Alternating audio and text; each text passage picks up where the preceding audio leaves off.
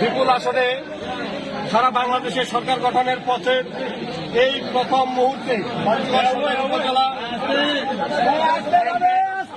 সভাপতি চাকলাহাট ইউনিয়নের সাবেক আপনারা চুপ থাকেন কি চেয়ারম্যান জননেতা জনাব আবু দাউদ প্রধান, তিনি প্রথমেই যে কাজটি করেছেন বাংলাদেশ আওয়ামী লীগের প্রতি তথা আওয়ামী লীগের তৃণমূল পর্যায়ের নেতাকর্মীদের প্রাণের যে সংগঠন আমাদের চাকলাহাট ইউনিয়ন আওয়ামী লীগকে তিনি আজকে তালামুক্ত অবমুক্ত করেছেন। সেই যারা এই দেশটাকে পাকিস্তান বানাতে চেয়েছিল, যারা বাংলাদেশের স্বাধীনতার পক্ষের প্রতিটি দলকে নিশ্চিহ্ন করার চিন্তা ভাবনা করে বাড়িতে অফিসে হামলা করে বন্ধ করে রেখেছিল, সেই অফিস আজকে প্রথমেই তিনি চাকলাহাট ইউনিয়ন আওয়ামী লীগ অফিস অবমুক্ত করলেন। চাকলাহাট ইউনিয়ন আওয়ামী লীগ সহ সকল অঙ্গ সহযোগী সংগঠনের পক্ষ থেকে দিনের কাছে আমরা কৃতজ্ঞতা প্রকাশ করছি।